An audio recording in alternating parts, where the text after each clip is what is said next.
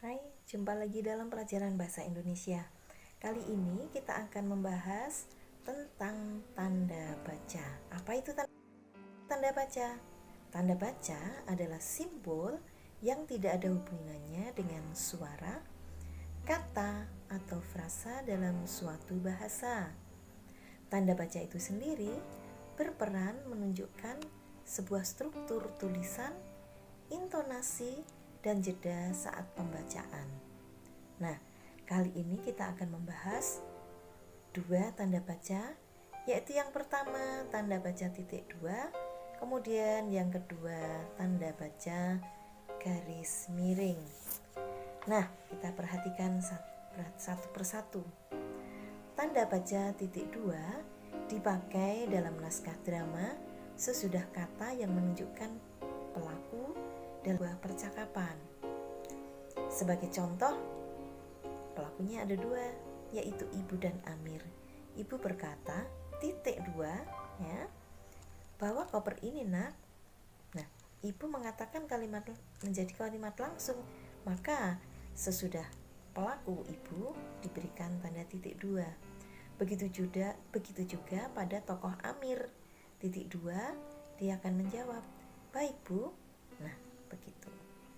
Kemudian yang kedua, tanda titik dua dipakai sesudah kata atau ungkapan yang memerlukan pemberian. Nah, di sini Bu Lili contohkan, misalnya jabatan sebagai ketua sebuah organisasi, maka ketua titik dua Ahmad Wijaya, sekretarisnya titik dua Siti Aryani, begitu juga bendahara titik dua Aulia Arimbi. Nah, selanjutnya tanda titik dua itu juga dipakai pada akhir suatu pernyataan lengkap yang diikuti pemerincian ataupun penjelasan. Sebagai contoh, mereka memerlukan perabot rumah tangga, titik dua, kursi, meja, dan lemari. Nah, sesudah kata perabot rumah tangga, ini dijelaskan kebutuhannya apa saja, yaitu kursi, meja, dan lemari. Contoh yang kedua, hanya ada dua pilihan bagi para pejuang kemerdekaan, titik dua, hidup atau mati. Nah, itulah penggunaan tanda titik dua. Berikutnya adalah tanda garis miring. Tanda garis miring ini digunakan dalam nomor surat, kemudian nomor pada alamat, dan juga penandaan masa 1 tahun yang terbagi menjadi 2 tahun takwim, ya. Sebagai contoh, yang pertama ini adalah nomor surat, nomor titik 2 7 garis miring PK garis miring 2 Romawi garis miring 2013, ya. Jadi di setiap surat itu ada nomornya, pasti menggunakan garis miring. Nomor 7 itu biasanya nomor inventaris.